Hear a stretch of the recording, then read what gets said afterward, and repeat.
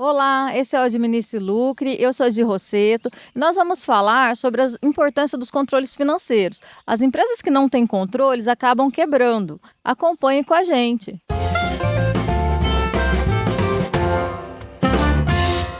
Muitas empresas, né, quando elas se iniciam, o empresário acaba tendo problemas financeiros porque ele não consegue administrar corretamente, ele não consegue ter o controle do giro financeiro dessa empresa, não consegue visualizar aquilo que entra, aquilo que sai e a lucratividade que ele está tendo com o negócio, ou mesmo se ele está tendo lucro com o negócio. Às vezes é o dinheiro de uma vida toda, um recurso que esse empresário pegou de uma aposentadoria, um bem que ele vendeu, às vezes uma parte da herança e ele investe nesse sonho de empreender, só que ele acaba fazendo com que esse dinheiro, ao invés dele ter o retorno do investimento, ele acabe se perdendo com a quebra dessa empresa. Então é importantíssimo que esse empresário ajuste os controles financeiros. No Brasil, a gente sabe que temos o costume de as pessoas serem muito boas no operacional.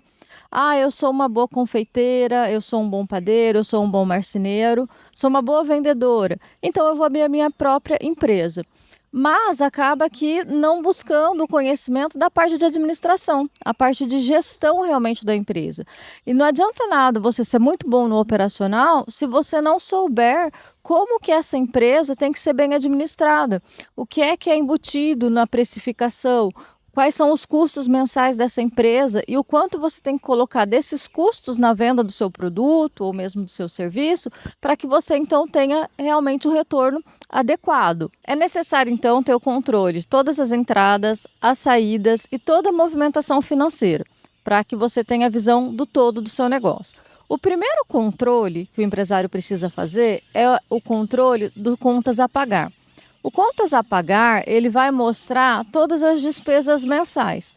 As despesas, né, os custos do empresário, muitas vezes ocorrem, né, custos fixos, obrigatoriamente, na verdade, ocorrem esses custos fixos, que é aquele gasto que o empresário tem todo mês. Independente se ele vender uma agulha ou se ele não vender nada, ele vai ter que pagar isso para a empresa estar aberta. Aluguel, água, energia, salário de funcionários. Então ele tem que saber quais são esses custos mensais. O mínimo que ele precisa de dinheiro no caixa para estruturar essa empresa, né, manter ela funcionando mensalmente, independente das vendas.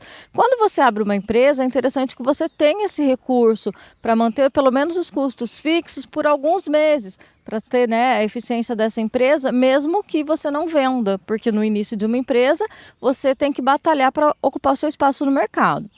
Tendo a ideia desses custos fixos, depois o empresário ele tem que começar a pensar no custo variável, que muitas vezes é confundido só com o custo da mercadoria. Então eu compro um produto para revenda e então eu vou fazer, colocar uma margem de lucro sobre isso, mas ele esquece que eu tenho ainda o imposto, eu tenho taxas de máquina de cartão ou taxas de boleto, eu tenho também custo de embalagem. Então, quando ocorre uma venda, tem custos embutidos nessa venda e o empresário precisa conhecer, porque se ele não conhece, isso diminui a margem de lucratividade que ele acha que ele colocou sobre o produto. E muitas vezes chega no final do mês e ele fala, nossa, cadê a minha lucratividade? Eu vendi, eu trabalhei o mês inteiro, mas parece que eu estou empatando, eu estou no 0 a 0. Isso é de extrema importância para que o empresário comece a conhecer, então, o famoso ponto de equilíbrio. O que é o ponto de equilíbrio? O valor mínimo que a empresa tem que vender, incluindo custos de venda da própria mercadoria e todos esses custos que são embutidos em cada venda, como eu acabei de falar, para que ele saiba exatamente o valor mensal dessa empresa de gastos. Sabendo o valor mensal dessa empresa de gastos, né, que a gente chama esse ponto de equilíbrio, então eu consigo começar a definir metas. Eu começo a pensar na estruturação dessa empresa já de uma forma, né, em vendas, financeiro, começo a ver ela como um todo e então definir o quanto eu vendo. Com essas metas, eu sei exatamente semanalmente, diariamente e mensalmente o quanto eu preciso vender para chegar no final do mês com todas as contas pagas e a lucratividade garantida. A empresa, ela precisa ser, a gente fala, uma maquininha de fazer dinheiro. Cada R$ 1 que eu coloco, ela me dá 2, ela me dá 3, né? E assim vai aumentando. Para que, então, o empresário tenha o retorno do investimento feito, aquele dinheiro inicial que ele colocou, porque o empresário ele é um investidor. Ele investe numa empresa para que esse dinheiro seja trabalhado e depois essa empresa dê o retorno para ele. Então a gente tem que tomar esse cuidado, né, de observar mensalmente todos esses valores, todos esses custos, todos os recebimentos, então também, porque às vezes o recebimento ele vem de cartão e você não percebe que a taxa da maquininha está comendo parte do seu lucro. Às vezes o boleto. Você coloca um boleto no banco, também tem o custo da emissão desse boleto. Então, quando você tem todas as anotações de todos os detalhes, você consegue criar estratégias, observar mensalmente onde está indo o seu dinheiro. Opa, por que esse mês a gente gastou muito mais da conta de água? O que aconteceu? Teve algo diferente? Nossa, material de escritório subiu demais esse mês. O que aconteceu de diferente? Então, é através dessa observação que o empresário realmente garante o controle financeiro da sua empresa. E com esse controle financeiro, ele vai definindo estratégias de vendas, mensal, semanal, diária, pensar no calendário do ano, né? Quais são as datas que ele tem para fazer estratégias diferenciadas para vender, chamar o público e assim garantir essa meta, pagando todas as suas contas mensais e garantindo a lucratividade. Esses controles vão te auxiliar também a ter um histórico, então você guarda e vai conseguir ver quais são os melhores dias do mês que você consegue venda, os melhores meses no ano que as vendas são melhores para o setor que você atua.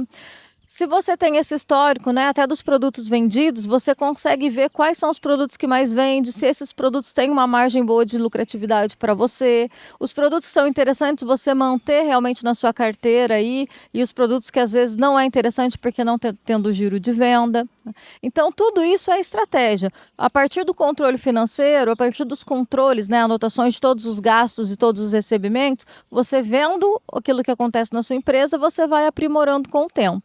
Não dá para a gente ficar contando com a sorte, né? Abrir a empresa, comprar estoque e rezar para que daqui a 40 dias eu tenha vendido tudo isso para pagar esses boletos, para pagar essas contas.